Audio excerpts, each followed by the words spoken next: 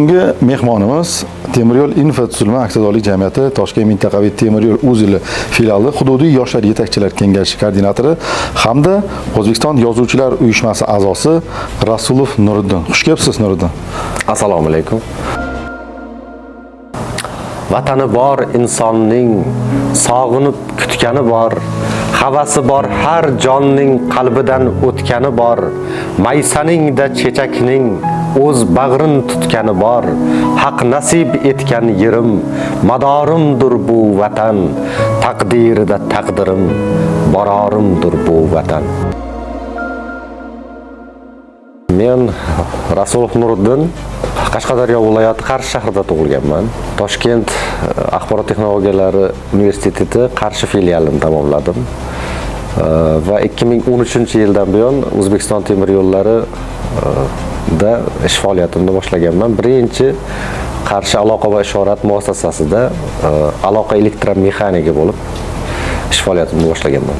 O'zbekiston temir yo'llarida faoliyat yuritayotgan barcha yoshlarni qamrab olishga harakat qilingan O'zbekiston temir yo'llari yetakchilar kengashi tomonidan va ko'plab sohaviy tanlovlarda ularni qamrab olishga ko'plab loyihalar orqali O'zbekiston temir yo'llaridagi barcha 30-35 yoshgacha bo'lgan yoshlarni qamrab olishga harakat qilingan. O'zbekiston temir yo'llarida tashkil qilingan yoshlar yetakchilar kengashi bu o'z qobiliyatlarini yuzaga chiqarmoqchi bo'lgan har bitta intiluvchan yoshlarni har doim qo'llab-quvvatlaydi, har doim o'zini iqtidori yuzasidan olib chiqishga harakat qiladi. Birinchi o'rinda eng kamida ikkita tilni bilishni tavsiya qilar edim va undan keyin qaysidir ixtisoslik bu sun'iy intellekt, shunga o'xshaydigan programma dasturlar bilan ishlashda, raqamlashtirish ishlarida jadal faol qatnashishini va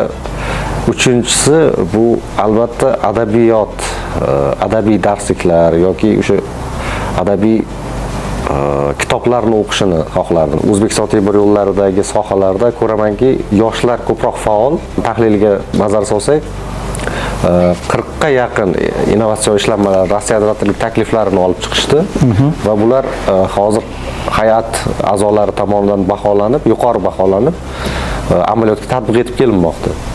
Demak, bu yilma-yil ko'payib borish tendensiyasiga ega va chuqur aralashuvni ko'ramiz. Yoshlarni innovatsion jarayonlar va O'zbekiston temir yo'llaridagi yangi yechimlardagi o'zini hissasi jihatdan.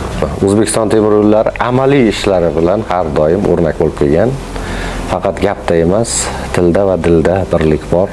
Shu jihatidan hurmat qilinadi va shu jihatidan temir yo'lchilar har doim yaxshi pozitsiyada turadi. Bu katta ish.